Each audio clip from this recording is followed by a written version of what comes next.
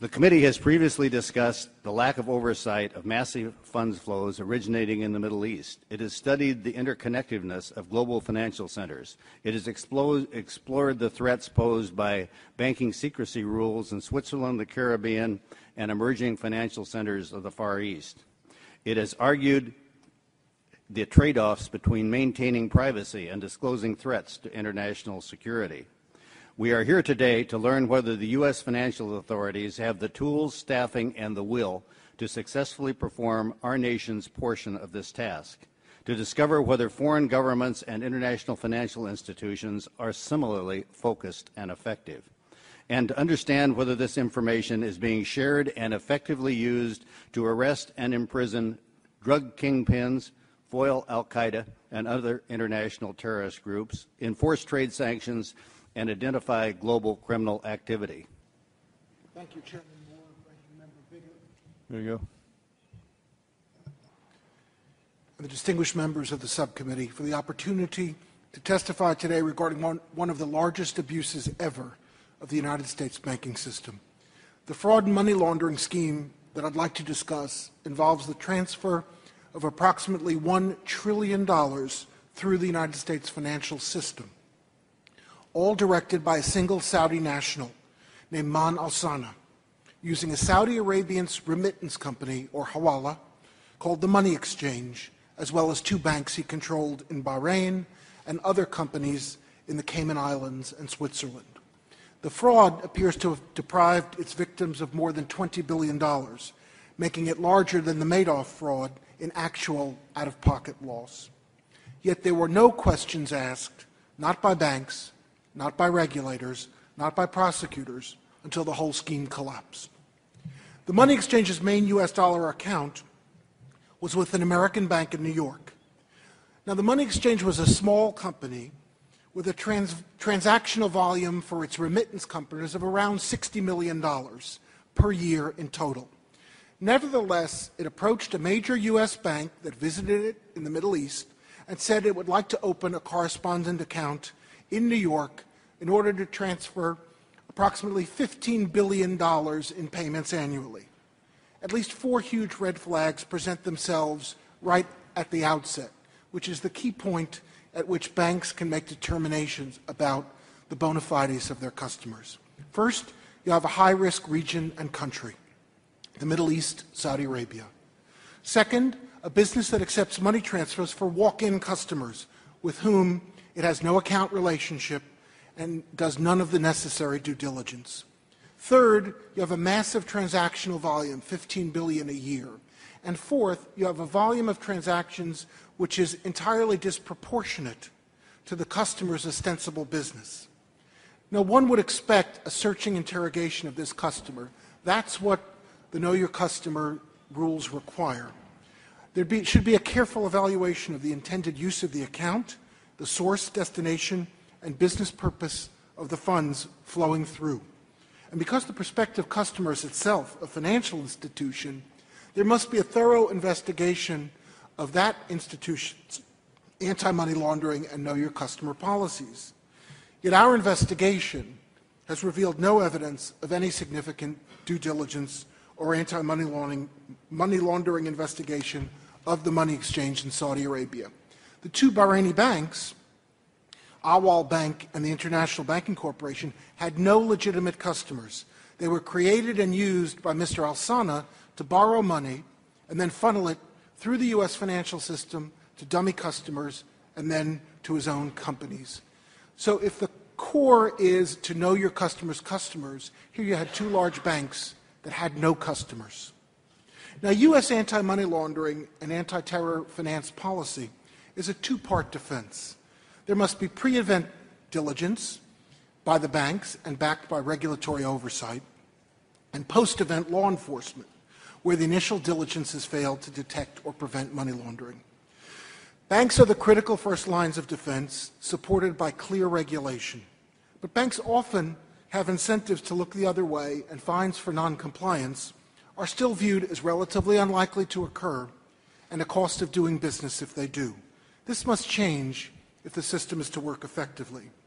Our regulatory regime also needs to make clear that if banks agree to open dollar accounts for customers, it doesn't matter if the relationship is based elsewhere. That customer must be subject to all of the scrutiny and rigor applied to someone who walks off the street in Midtown Manhattan to open a bank account. Now, we are not aware of any investigations ongoing by the relevant regulator into this massive systemic failure. We understand that Congressman Peter King has written to the Attorney General to request an investigation, but we've received no requests for information to date from the Justice Department. The United States alone possesses the resources and the tools to protect the global financial system from international financial crime, money laundering, and terror finance. And the United States has an overwhelming national security interest in taking the lead. We cannot delegate this critical responsibility to others. This fraud involved more than a dozen countries. Each of them had only a piece of it. Each can claim that they can only investigate and see a slice. Each can claim some other country has a greater responsibility. But in an age when international fraudsters and money launderers can cross borders with the click of a mouse, the response cannot be, it's not our responsibility. That's a recipe for disaster. Banks must diligently inquire into their customers and their customers' customers. Wrongdoers must be investigated, charged, extradited, prosecuted. The U.S. must lead, but cooperation must be sought. Saudi Arabia, for example, is a committed ally in the fight against terror finance, and I have no doubt that if the U.S. underlined the importance of getting to the bottom of this or other massive money laundering schemes that originate there, the Saudis would cooperate. Extensive legislation is not needed.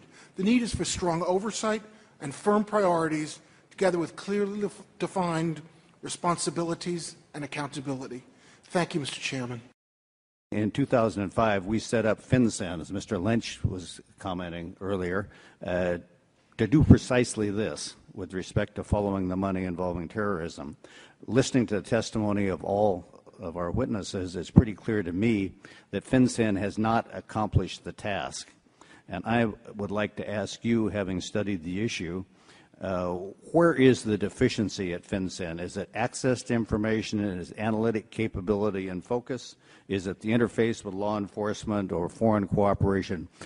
Where is the shortfall and what needs to be done to fix FinCEN so it can perform this critically important international role?